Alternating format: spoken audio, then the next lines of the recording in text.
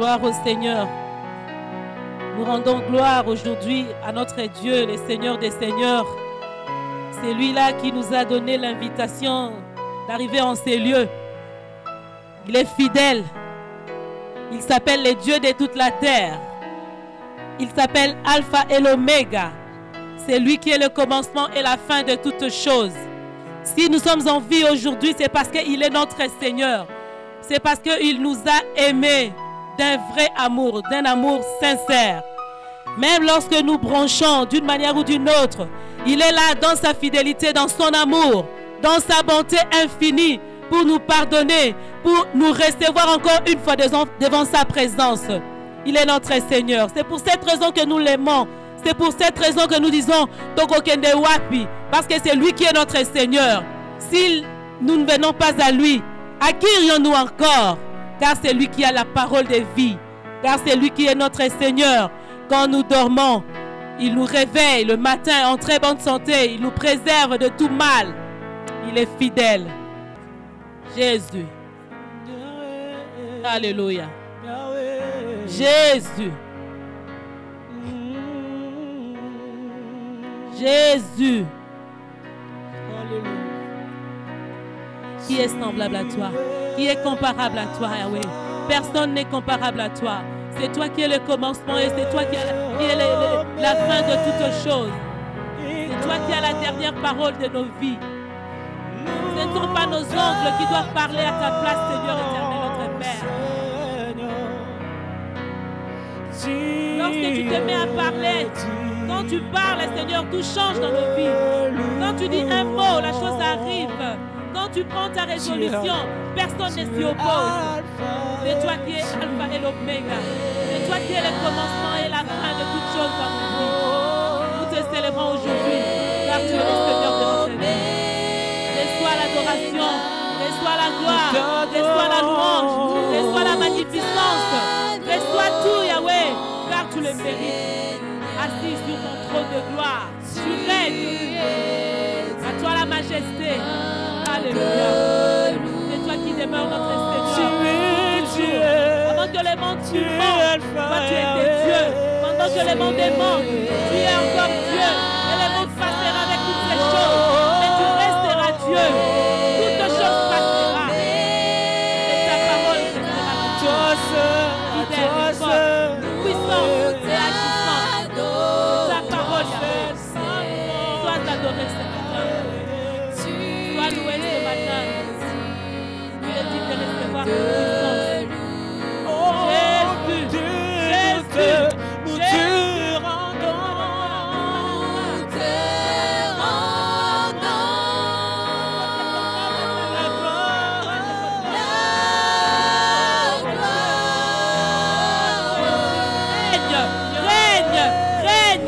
Règne dans nos cœurs, règne dans nos vies, règne.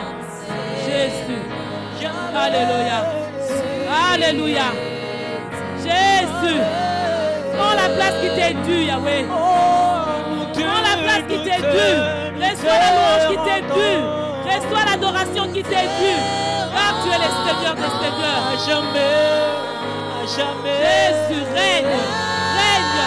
Règne. Oh, ce matin règne.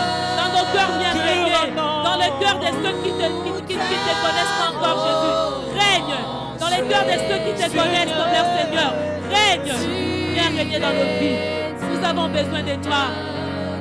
Règne, Jésus, règne. Reçois la puissance. Reçois la louange. Reçois l'adoration de ce matin. Règne. Jésus, merci. Merci, merci. Merci, cher Saint-Esprit. Car nous ne sommes rien. À jamais, nous t'adorons, Seigneur. Tu es digne de nous. Nous te rendons.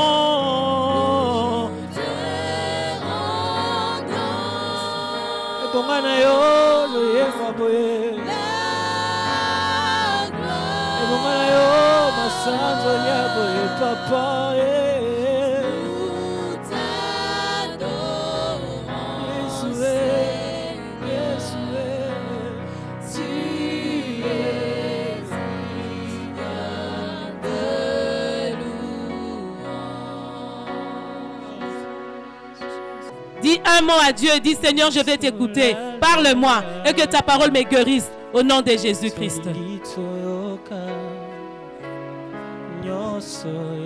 Seigneur, merci pour ce moment. Merci pour la vie que nous avons en toi. Merci pour le salut. Merci pour ta présence. Merci pour le pardon en Jésus. Merci Père aussi pour ta parole. Parle-nous encore et bénis ce temps. Dans le nom de Jésus-Christ. Que cette parole, Seigneur, porte une vie, Seigneur. Tu as dit qu'elle ne rentre pas auprès de toi sans avoir accompli tes desseins, sans avoir réalisé ta volonté. Qu'il en soit ainsi, Seigneur, ce matin. Au nom de Jésus-Christ, nous avons ainsi prié. Amen. Amen. Amen chez vous. Amen dans votre salon. Amen dans ta chambre. Amen dans ton bureau. Amen là où tu te trouves. Alors que tu es en train de célébrer le Seigneur en ce temps où tu passes un moment béni dans la présence de Dieu. Nous allons écouter la parole de Dieu. Mesdames et messieurs, bien-aimés dans le Seigneur, chers téléspectateurs, je vous salue au nom du Seigneur Jésus. Je nous invite à ouvrir nos Bibles dans la première épître aux Corinthiens, 1 Corinthiens, le chapitre 15. 1 Corinthiens, le chapitre 15, je vais lire le 1er au 4e verset. Je vous rappelle, frères, l'évangile que je vous ai annoncé, que vous avez reçu, dans lequel vous avez persévéré, et par lequel vous êtes sauvés si vous le retenez tel que je vous l'ai annoncé. Autrement, vous auriez cru en vain. Je vous ai enseigné, avant tout, comme je l'avais aussi reçu, que Christ est mort pour nos péchés, selon les Écritures, qu'il a été enseveli et qu'il est ressuscité le 3e jour, selon les Écritures. Parole du Seigneur. Amen. Bien-aimés, nous savons qu'en ce temps-ci, le monde est en émoi, le monde est en turbulence à cause de cet événement qui frappe l'humanité, à cause de cette pandémie qui est en train de faire de ravages. Et en ce temps-ci, c'est un temps dur. Et la Bible nous dit en Ecclésiaste, chapitre 7, le verset 14, « Au jour du bonheur, sois heureux, et au jour du malheur, réfléchis. » En de temps comme ceci, alors que nous sommes dans le jour du malheur, nous devons passer du temps à réfléchir. Parce que, effectivement, ce malheur qui s'abat sur nous a touché tous les secteurs de la société. Même les piliers importants, les 7 piliers fondamentaux de la société ont été ébranlés. Je parle du gouvernement, de l'économie, l'éducation, la santé, le média, la famille et même l'église. Aucun secteur n'a été épargné. Partout, ça bouge. Et ça doit nous pousser à réfléchir. Parce que plusieurs personnes pensaient que leur vie était fondée sur leur emploi. Et se rendent compte qu'à un moment donné, ils sont à la maison, ils n'ont pas d'emploi. D'autres encore pire, ont perdu le travail en ce temps. Ça pousse maintenant à poser des questions existentielles. La vie est fondée sur quoi? On ne va plus à l'école, les enfants sont à la maison. Et même la famille est bousculée parce que les gens meurent. Le secteur de la santé, n'en parlons pas. L'économie aussi est touchée. Le gouvernement n'est pas épargné. Et même l'église. Plusieurs personnes, leur foi était fondée seulement sur le temps de culte où nous passons ensemble. D'autres vivaient une foi basée sur l'homme de Dieu qu'ils rencontraient chaque dimanche ou même pendant la semaine. Mais ce temps du jour de malheur nous pousse à réfléchir. À nous dire, au fait, la vie doit être fondée sur quoi? Parce que ce qu'on pensait comme un acquis, on se rend compte que cela peut nous échapper. C'est pourquoi, bien aimé, je prie qu'avant le confinement et après le confinement, que nous ne serons pas les mêmes personnes. Que ce temps de confinement nous pousse à réfléchir afin de réajuster nos tirs. Et j'aimerais particulièrement dire à nous, bien-aimés africains, il est vrai, Dieu merci, que nous ne vivons pas une hécatombe ici à cause de cette pandémie. Et nous prions que cela n'arrive pas. Mais ce que nous voyons sous d'autres cieux, que ce soit aux Amériques, en Asie, en Europe, que ce qui se passe là nous pousse à réfléchir. Ne pensons pas que Dieu nous aime, nous Africains, plus que eux. La Bible nous dit, Dieu ne fait point exception des personnes. C'est plutôt ce temps où nous devons réfléchir pour nous dire, pour tirer des leçons sur base de ce qui est arrivé à nos frères qui sont à l'Occident. Il est arrivé une fois, un roi, Belshazzar, dans le livre de Daniel, chapitre 5, Daniel est en train d'expliquer l'écriture que le roi Belchassar avait vue sur le fronton dans la salle où ils étaient, comptés, pesés, divisés. Daniel va lui dire, Dieu a prononcé une sentence contre toi, ô roi Belchassar, parce que tu as vu ton père le grand Nabuchodonosor. Dieu l'a humilié, alors qu'il avait conquis beaucoup de nations. Dieu l'a humilié. Il a passé 7 ans dans la brousse, comme une bête sauvage. Dieu a prouvé à ton père Nabuchodonosor que celui Dieu qui est au-dessus de tout le roi, au-dessus de tout le souverain, celui qui donne l'autorité et qui peut la reprendre. Mais toi, Belchassar, malgré que tu aies vu ces choses, tu n'as pas humilié ton cœur. Daniel chapitre 5 à partir du verset 20. C'est là que Daniel lui montre qu'à cause de ça, tu n'as pas tiré la leçon de ce qui est arrivé à ton père Nabuchodonosor. Et Dieu a prononcé une sentence contre toi. Ton règne a été compté. Tu as été pesé. Et Dieu va donner ton royaume auprès d'autres personnes. Je prie que nous les Africains, nous tirions la leçon de ce qui est arrivé à nos frères en Occident. Ne nous disons pas, oh non, ça c'est pas pour nous, c'est arrivé à eux. Mais tirons des leçons. Au jour du malheur, réfléchis. C'est le temps pour nous de réfléchir. Car même nous ici, nos secteurs ont été bousculés. Et quand on réfléchit dans des temps comme ceci, il faut réfléchir sur qu'est-ce qui est vraiment le fondement de la vie. Et l'Église doit aussi réfléchir.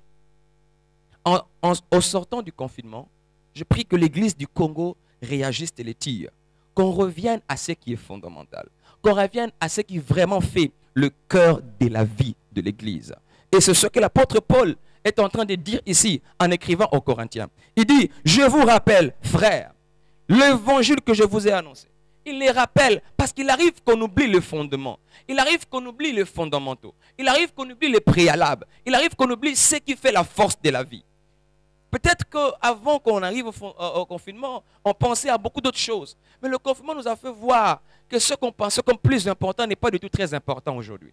Et je prie que Dieu nous rappelle, c'est que le fondement de l'Église. Il dit, je vous rappelle, frères, l'évangile que je vous ai annoncé, que vous avez cru, dans lequel vous avez persévéré, et par lesquels vous êtes sauvés, si vous le retenez tel que je vous l'ai annoncé. Autrement, vous auriez cru en vain. Verset 3, il dit, je vous ai enseigné avant tout. Soulignez avec moi cette locution adverbiale avant tout. Le thème de ce jour, c'est avant tout. C'est juste cela. C'est cette locution qui est le thème de la parole de ce jour. Avant tout. Parlons d'avant tout. L'apôtre Paul veut ramener les chrétiens de Corinthe à ce qui est fondamental. Il dit, je me rends compte que vous avez oublié le fondement. Moi, Paul, quand je suis venu chez vous, Corinthiens, j'ai enseigné avant tout quelque chose.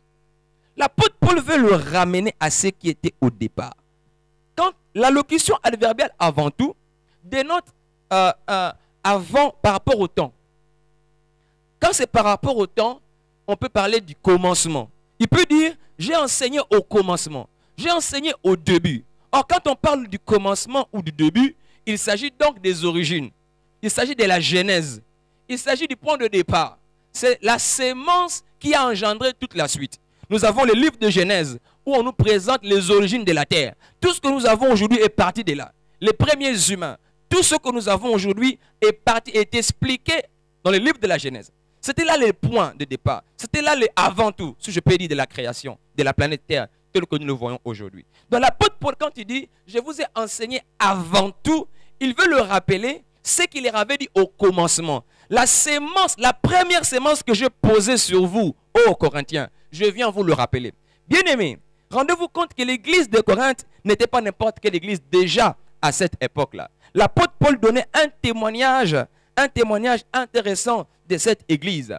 Quand il ouvrait cet épître, dans le premier chapitre, 1 Corinthiens chapitre 1, le verset 4, il dit, je rends grâce à Dieu de continuelles actions de grâce à votre sujet, pour la grâce qui vous a été accordée en Jésus. Il dit, car en lui, Jésus, vous avez été comblés de toutes les richesses qui concernent la parole et la connaissance.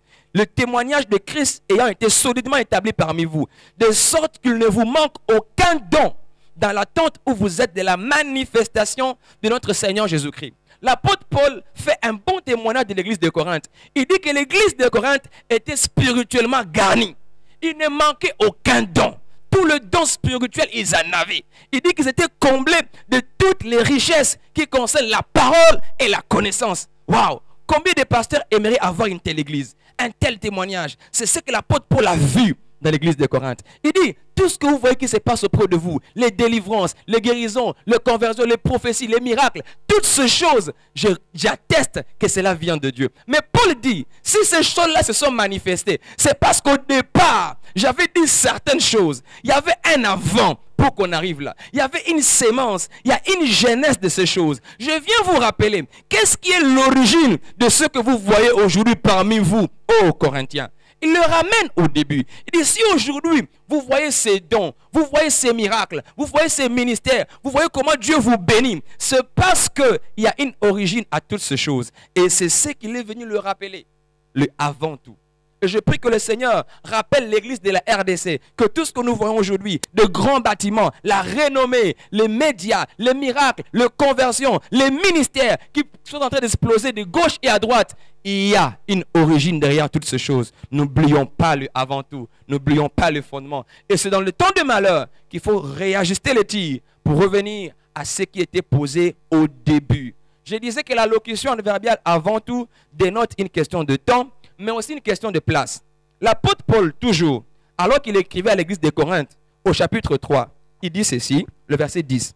« Selon la grâce de Dieu qui m'a été donnée, j'ai posé le fondement comme un sage architecte et un autre bâti dessus. » L'apôtre Paul dit, le travail qu'il a fait à Corinthe, il se compare à un architecte. Or, qu'est-ce que l'architecte pose avant tout? Il pose une fondation. Donc, quand l'apôtre Paul dit, je vous ai enseigné avant tout, il veut rappeler aux Corinthiens quelle est la fondation de l'église de Corinthe. Il dit, moi Paul, quand je suis venu chez vous, je n'ai pas dit du blabla. Je ne suis pas allé par-ci ou par-là. Je savais que je dois construire une vie chrétienne ici. Je dois construire une assemblée de Dieu. Et en tant un sage architecte, je ne dois pas commencer par les fenêtres. Je ne dois pas commencer par les portes. Je ne dois pas commencer par la toiture ni par les murs. Je dois commencer par la fondation, le fondement solide. Et c'est ce qu'il veut le rappeler. Il dit, je vous ai enseigné avant tout quelque chose. Donc le avant tout dénote l'origine. Le avant tout dénote la fondation ou le fondement. Mais le avant tout dénote aussi l'ordre d'importance. Ce qui est important au-dessus de toute chose. C'est ce qu'il veut le montrer. Je vous ai enseigné ce qui est important. D'une autre manière, c'est la matrice de la vie. C'est le cœur, c'est le nœud de tout. C'est l'ossature même. Que lorsqu'on enlève ça, il n'y a plus rien. C'est ce qui vous tient, ô Corinthiens. Et l'église doit revenir à cette ossature. Quel est le nœud de l'église? Qu'est-ce qui fait le noyau de la chrétienté? Et c'est ça qu'il veut le rappeler. Je vous ai enseigné avant tout. Aujourd'hui, on parle de beaucoup de choses. Il y a la bénédiction, il y a le voyage, il y a le mariage, il y a l'onction, il y a la puissance, il y a la guérison, il y a les miracles. Mais toutes ces choses ont un fondement. Ces choses sont très importantes pourvu qu'on reste sur le fondement. Car si vous sapez le fondement, même ces choses, vous ne les aurez plus. Car le fondement est la source qui génère toutes ces choses. Alors l'apôtre Paul veut ramener, il rappelle l'église. Il rappelle l'église à ce fondement. Ah, c'était quoi alors ce fondement? Déjà au verset 1, il dit, je vous rappelle frères, l'évangile que je vous ai annoncé. Il appelle cela l'évangile. Évangile veut tout simplement dire quoi? La bonne nouvelle. Ce que l'apôtre Paul leur rappelle, la bonne nouvelle qu'il leur avait annoncée. Frère, aujourd'hui le monde est rempli de mauvaises nouvelles. Et la mauvaise nouvelle la plus grande qu'on entend aujourd'hui, c'est par rapport à la pandémie. Que de morts par-ci, la crise par-là, la crise économique, le chômage, plein de problèmes qui sont engendrés par cette pandémie. Des divorces, des femmes qui sont battues par leur mari à cause du confinement. Il y a plein de mauvaises nouvelles autour de nous. Mais l'église a une bonne nouvelle. Si les médias vous donnent une mauvaise nouvelle, si le journal nous donne de mauvaises nouvelles, si sur l'internet il y a de mauvaises nouvelles à gauche et à droite, l'église a une bonne nouvelle. Et l'apôtre Paul vient les ramener. Écoutez, même si les gens meurent, même s'il y a des crises ici, même s'il y a le chômage, il existe une bonne nouvelle. Et là où vous êtes, je prie que vous l'entendiez encore. Il y a encore une bonne nouvelle. L'église, Dieu a doté l'église d'un bon message. L'église n'est pas là pour simplement une sorte d'anesthésie, pour dire bon, ça va aller. Non, il y a une bonne nouvelle qui change les choses. Et l'apôtre Paul se donne le devoir de rappeler l'église l'évangile. Il dit, je vous ai enseigné avant tout. Quel était cet avant tout? Je vous ai enseigné, comme je l'avais reçu, que Christ est mort pour nos péchés, selon les Écritures, qu'il a été enseveli et qu'il est ressuscité le 3e jour, selon les Écritures. C'est ça qu'il a enseigné. Et au verset 11, il dit, ainsi donc, que ce soit moi, que ce soit eux, voilà ce que nous prêchons et c'est ce que vous avez cru. Voilà le message. L'apôtre Paul dit, si vous voyez vos vies changer, vous voyez des bénédictions, vous avez des dons spirituels, vos ministères sont en train de fleurir, l'église est en train de grandir. Tout ça, c'est parce qu'au départ, je vous avais enseigné l'évangile. Cet évangile a engendré tout ça. Quel est cet évangile? Christ est mort pour nos péchés. Il a été enseveli. Il est ressuscité le 3e jour. La mort de Christ. Christ est mort. Est-ce que la mort d'une personne peut être une bonne nouvelle? À moins que vous soyez un brigand ou un meurtrier. Mais l'apôtre Paul dit, la mort de Jésus, c'est la bonne nouvelle que je vous ai enseignée au départ. Pourquoi? Effectivement, parce que Jésus est mort pour nos péchés. Or, l'origine de tout ce que nous voyons aujourd'hui, c'est le péché. Quand Christ meurt pour le péché, ça veut dire que Dieu apporte une solution au nœud du problème de l'humanité. Bien-aimés, n'oublions pas qu'au départ, tout a commencé par le péché. Si nous avons aujourd'hui des crises, nous avons aujourd'hui des maladies, des sécheresses, des tremblements de terre, des guerres, l'attentat, le terrorisme, toutes ces choses ne sont que corollaires au péché. Ce sont les conséquences du péché. Et Christ est venu mourir pour le péché. D'où Jésus a résolu la matrice du problème de l'humanité. Ce qui veut dire, si Jésus est mort pour le péché, s'il a résolu le problème du péché, par ricochet, il a résolu tout le problème que le péché a entraîné. En mourant pour le péché, Christ a résolu le problème de la maladie. En mourant pour le péché, Christ a résolu le problème de l'injustice, la corruption, les malédictions, les guerres, toutes ces choses. Tous les maux que nous avons aujourd'hui, Christ les a résolus en mourant pour le péché. Voilà pourquoi c'est une bonne nouvelle. Parce que la mort de Jésus ne nous sauve pas seulement du péché, mais cela apporte la solution à tout le sorte de problèmes que le péché a engendré. Gloire au Seigneur. Parce que le Seigneur Jésus, en descendant sur la terre, ne s'est pas focalisé à l'économie. Il ne s'est pas focalisé à l'éducation. Il ne s'est pas focalisé au secteur de la santé. Toutes ces choses-là, il a traité ces choses, mais il était spécialement venu pour le problème le plus important qui engendrait le reste, c'était le péché. Alors l'apôtre Paul dit dire que Christ est mort pour nos péchés. C'est là la bonne nouvelle. Il a été enseveli. Dans l'ensevelissement de Jésus, il est descendu au séjour des morts. On a parlé de Jésus au passé. Défunt Jésus, feu Jésus. Il était parmi nous, mais il est parti. Jésus qui était enseveli était séparé de ses disciples, séparé de ses frères, séparé des gens qui étaient avec lui, autour de lui. Aujourd'hui, il y a des gens qui sont séparés. Ils sont oubliés dans les régions inférieures. Là, la Bible dit dans l'Ancien Testament, pour ceux qui vivent, il y a encore de l'espérance. Comme pour dire, si tu es mort, il n'y a plus d'espérance. Jésus est descendu là où il n'y avait plus d'espérance. La Bible dit, est-ce que ceux qui sont au séjour des morts peuvent encore louer Dieu? C'est un lieu de silence où il n'y a plus de rêve. Jésus est descendu là où il n'y a plus de rêve. Peut-être que là où tu es, tu n'as plus d'espérance. Tu n'as plus de rêve. Tu commences à parler de ta vie au passé. Mais je veux te dire, Jésus-Christ a été enseveli pour aller chercher tous ceux qui n'ont plus d'espérance. Il était enseveli pour aller chercher tous ceux qui ont été oubliés. Il était enseveli pour aller chercher tous ceux qui n'espèrent même plus voir un jour nouveau s'élever dans leur vie. Et la bonne nouvelle, c'est que Christ n'est pas resté au tombeau, Christ est revenu à la vie. Et c'est ce que l'apôtre Paul rappelle aux bien-aimés de Corinthe, que je vous ai enseigné que Christ était mort, mais qu'il est revenu à la vie. Frère, l'apôtre Paul a rappelé aux chrétiens que ce que je vous ai dit, c'était ce qui est fondamental. Car Christ, en revenant de ce jour des morts, a ramené des captifs. Et Jésus est ressuscité pour nous justifier, pour nous montrer qu'une nouvelle vie est possible, pour nous montrer que le recommencement est possible, pour nous montrer qu'il y a la possibilité de la restauration. Quel que soit ce que nous voyons aujourd'hui, Jésus-Christ est revenu à la vie. Il y a la possibilité d'un nouveau départ. Il y a la possibilité d'une régénération. C'est encore possible, comme l'a chanté Gal Music. C'est encore possible que nos vies soient restaurées. C'est encore possible que nos nations se redressent à nouveau. C'est encore possible que nos églises aillent encore plus loin, soient encore plus forts qu'avant. C'est encore possible, car Christ est mort et revenu à la vie. Bien-aimés, Qu'est-ce que cela implique pour nous aujourd'hui? Dans notre temps, ce jour de malheur. Avant tout, Dieu nous appelle à revenir au fondement. Avant tout. Que devons-nous retenir par rapport à ce temps que nous sommes en train de traverser? La première vérité que j'aimerais que nous puissions retenir est celle-ci. Ce qu'aujourd'hui, dans tout ce qui se passe, nous sommes en train de vivre une guerre, un mystère contre un mystère. Je parlais de mystère contre mystère.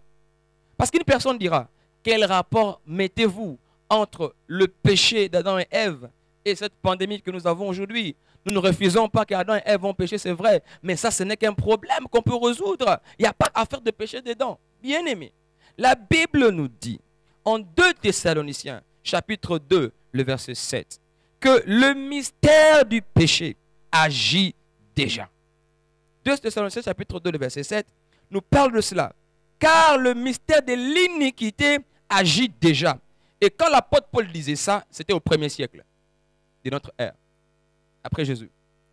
Le mystère de l'iniquité agit déjà. Bien aimé, même si vous ne voyez pas un rapport entre péché et ce qu'on voit aujourd'hui avec la pandémie, mais j'ai dit qu'au début, tout a commencé avec les péchés. Et ce n'était pas tout. Jusqu'aujourd'hui, le mystère de l'iniquité est en train d'agir. Et c'est ce mystère qui engendre tout ce que nous sommes en train de voir. Même quand vous ne voyez pas le rapport, c'est pourquoi la Bible parle d'un mystère. C'est un mystère, se cacher, ce n'est pas visible. On voit seulement des crises ici. On voit le chômage par là. On voit la maladie de l'autre côté. On voit des morts. On pense qu'on peut l'expliquer. On peut dire que c'est dû à ceci, à cela. Mais derrière tout ça, il y a un mystère de l'iniquité. Il y a un mystère de l'iniquité qui agit et qui engendre toutes ces choses. Mais Dieu merci, je disais que la première vérité, c'est qu'il y a mystère contre mystère. Ce qui veut dire quoi?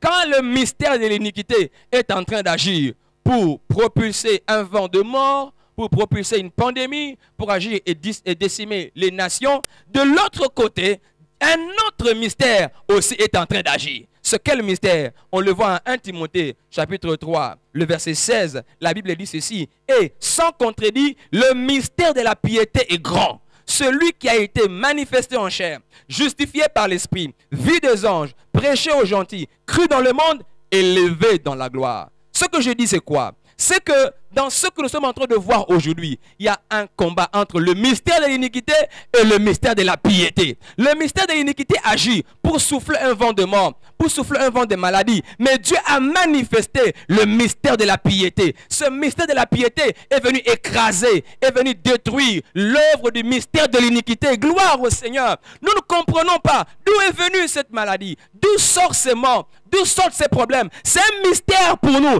Mais Dieu dit, ne vous en faites pas. Je vais utiliser un autre mystère pour détruire le premier mystère. Ce deuxième mystère, on dit qu'il est grand. Je vais dire à quelqu'un, quel que soit ton problème, la solution que Dieu prépare pour toi est plus grande que ta situation. Car le mystère de l'iniquité, la Bible dit qu'il est grand. Laissez le mystère de l'iniquité agir. Mais le mystère de la piété est grand. Et ce mystère de la piété est venu contrecarrer le mystère de l'iniquité. Mais on dit que c'est un mystère. Peut-être que tu ne comprends pas. Comment expliquer ton malheur?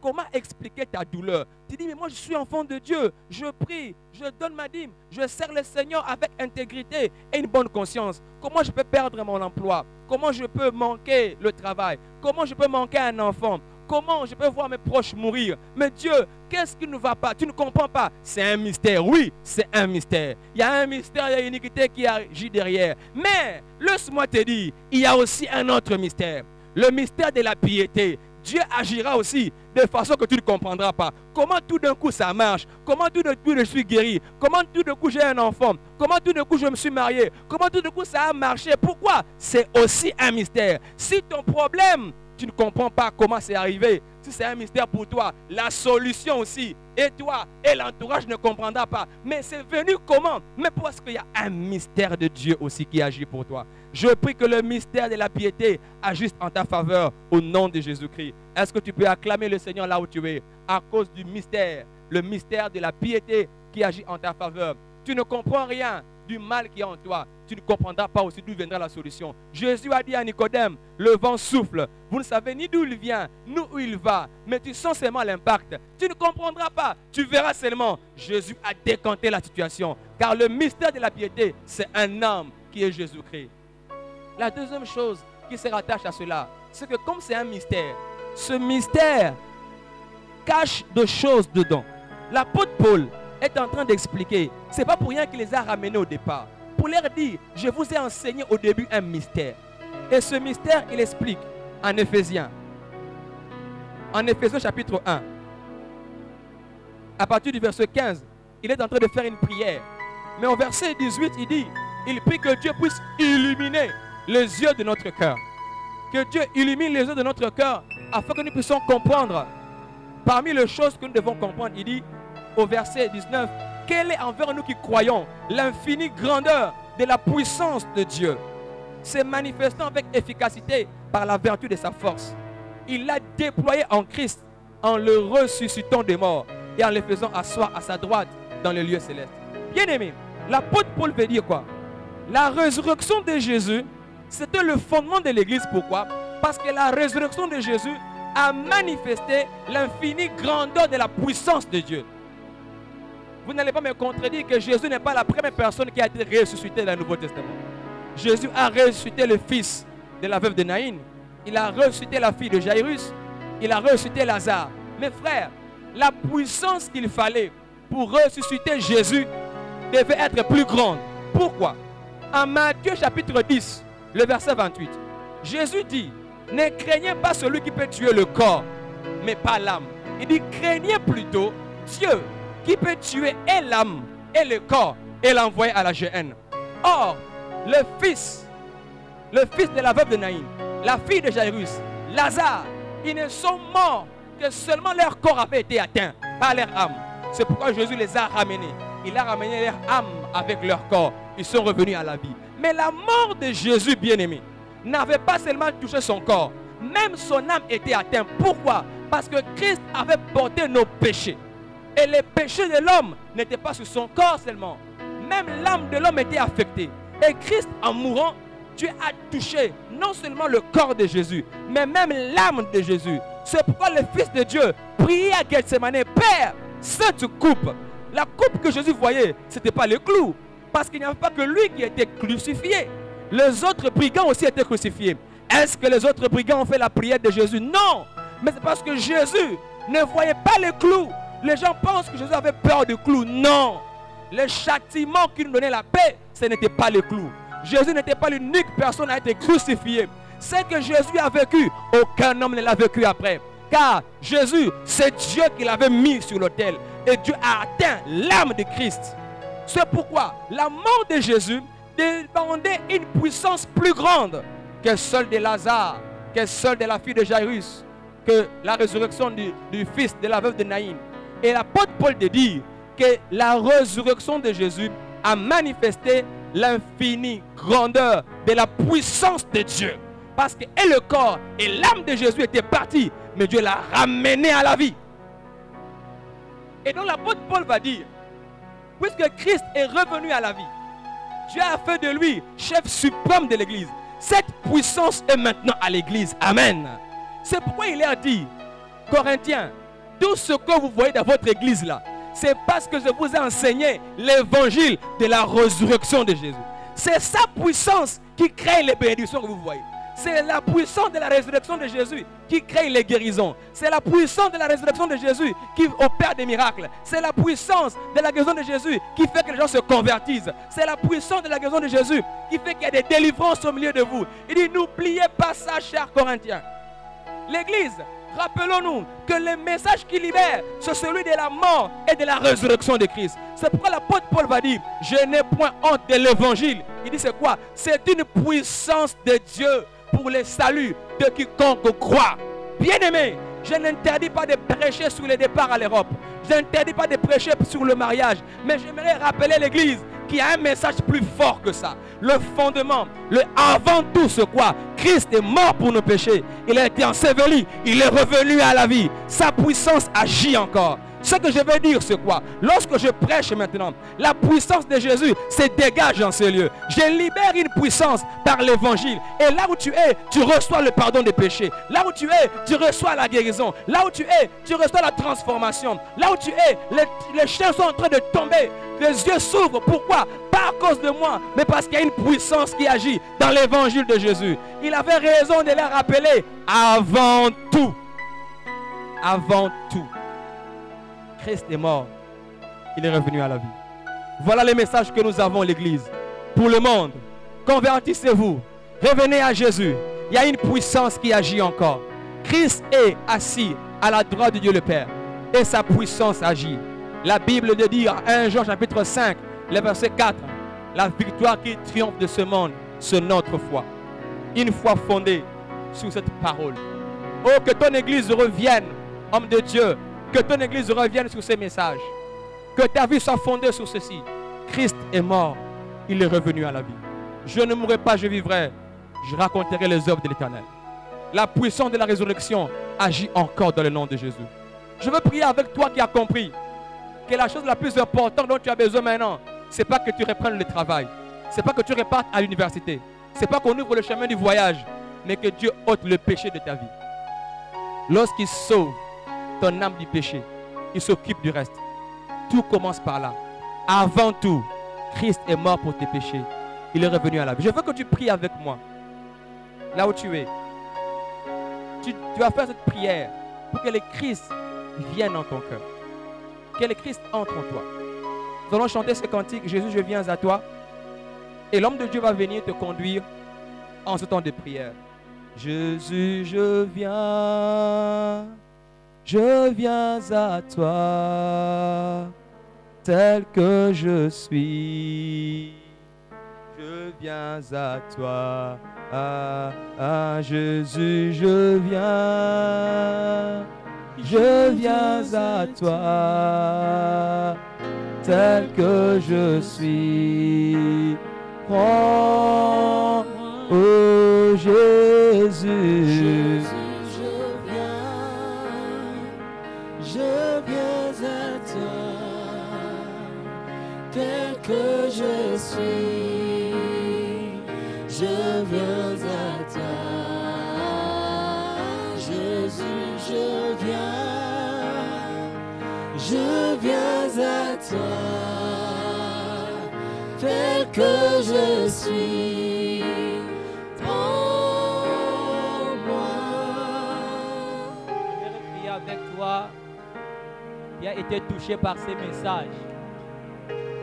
Et tu as réalisé que les mystères de l'iniquité t'emprisonnaient. Les mystères de l'iniquité te retenaient captif. Captif dans l'ivrerie. Captif dans les mensonges. Captif dans l'infidélité. Captif dans la corruption, dans les vols. Captif dans les calomnies. Captif dans le mal. Mais au cours de ces messages, tu as compris qu'avant tout, Christ est mort pour toi. Il a porté tous tes péchés sur lui. Et il est mort. Il les a expiés par son sang précieux. Et il est ressuscité pour te donner la vie éternelle. Il est ressuscité pour te justifier.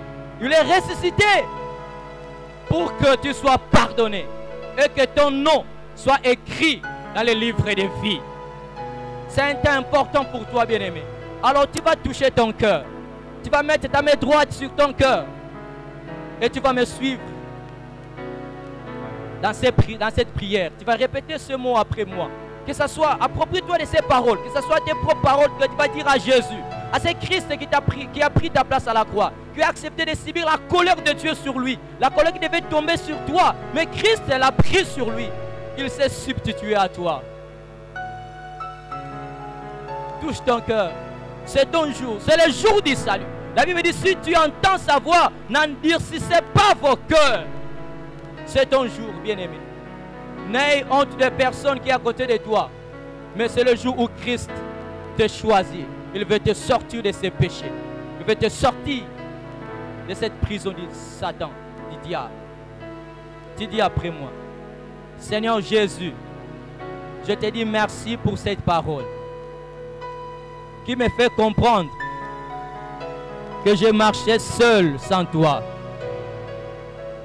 Mais après avoir écouté ta parole, je prends la décision d'abandonner ma vie ancienne. Je prends la décision d'ouvrir la porte de ma vie pour te recevoir dans ma vie comme Seigneur et mon Sauveur personnel.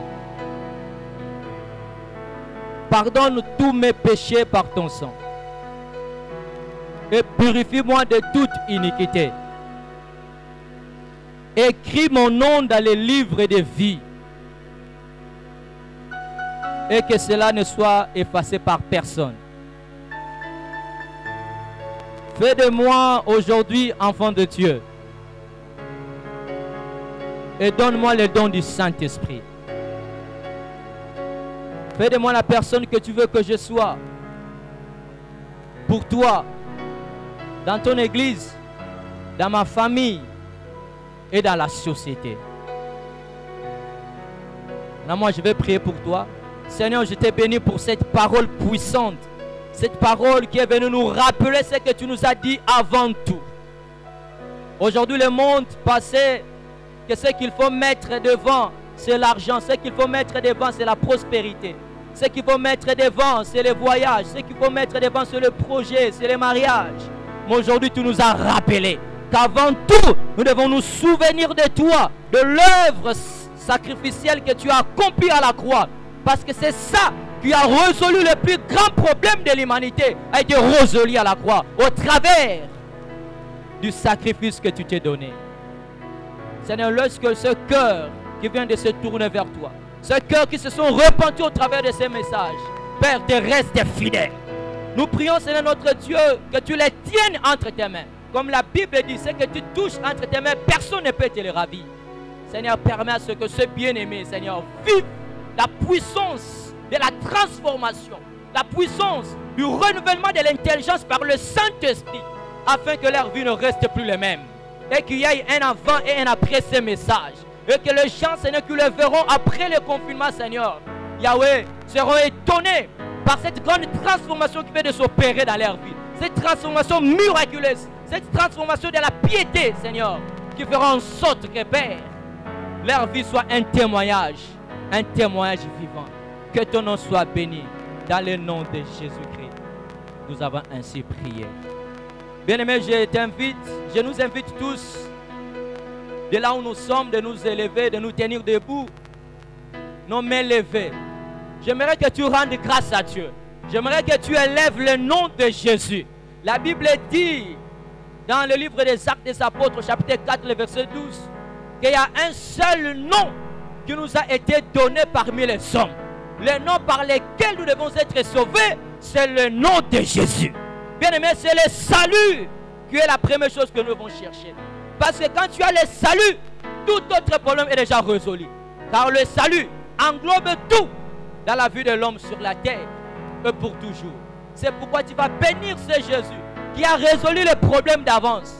Par son sacrifice à la croix, il a résolu même les problèmes du Covid, même les problèmes de la maladie, même les problèmes spirituels, même les problèmes financiers, même les problèmes de tout genre, les problèmes conjugaux.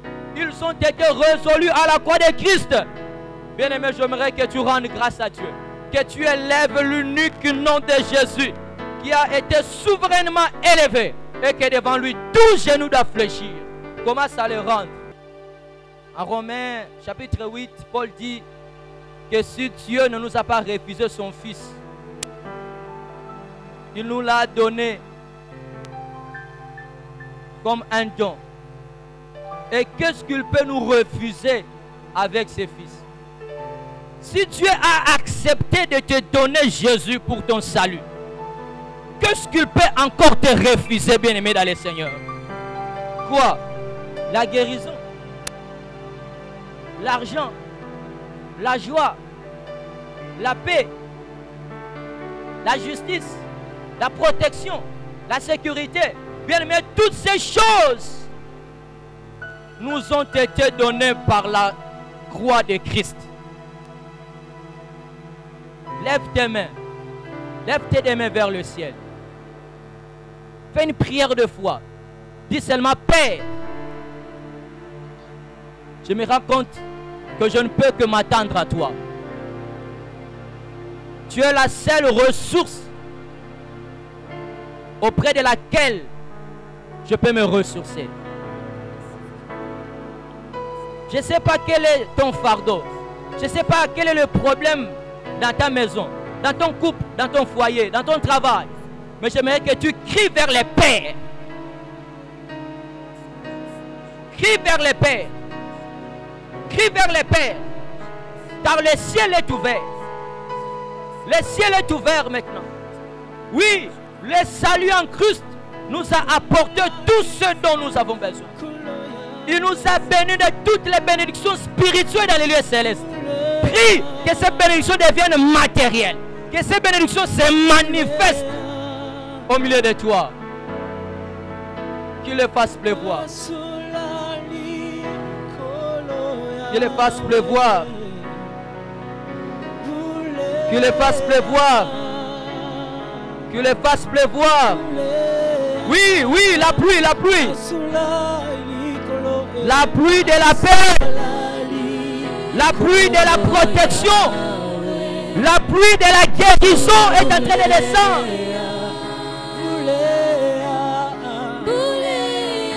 Yes, the rain of God is coming upon you. The spiritual rain of the Lord is coming into your house. Receive the healing in the name of Jesus. Reçois la pluie de la guérison. Reçois la pluie financière est en train de descendre sur toi. La pluie de la paix, de la sécurité, de la prospérité en Jésus. Qu'il te donne ce que tu n'as pas et qu'il te comble de ses grâces. Oh Seigneur, merci. Merci pour ta gloire. Merci pour ton amour. Merci car je sais que tu nous arroses. Merci parce que tu nous arroses. Merci parce que tu arroses, Yahweh, la terre qui était devenue sec, qui était devenue aride, mais par la pluie de la parole, qui ne rentre pas auprès de toi sans qu'il puisse accomplir ce pourquoi elle a été envoyée. Seigneur, je crois que tu es en train d'arroser la vie de quelqu'un, que tu es en train d'arroser la maison de quelqu'un, que tu es en train, Seigneur, d'arroser la santé de quelqu'un, que tu es en train d'arroser le cœur de quelqu'un. Yahweh, afin que nous soyons dans l'abondance, car c'est pourquoi tu es venu, pour que les brebis soient en abondance. Père, je prie pour l'abondance financière, pour l'abondance alimentaire, pour l'abondance, Père éternel, de joie en Christ de notre Seigneur. Nous te bénissons pour tout. Reçois l'honneur. Reçois la magnificence au nom de Jésus. Amen. Est-ce que tu peux encore acclamer le Seigneur pendant que le pasteur Okma est en train de monter pour les annonces et la clôture de notre vie. Gloire au Seigneur. Nous disons grand merci à Dieu pour ce temps béni en sa présence et que le Seigneur vous fasse du bien là où vous êtes. Vous voyez afficher sur votre écran les contacts pour les libéralités et vos dons. Si vous avez une église chrétienne à côté de vous, on parle de Jésus. Vous qui avez reçu le Seigneur Jésus, allez trouver le pasteur, présentez-vous auprès de lui. Si vous n'avez pas une église, l'adresse s'affiche, l'adresse de l'église, le contact du pasteur. Vous pouvez appeler et nous vous recevrons pour parler du Seigneur avec vous.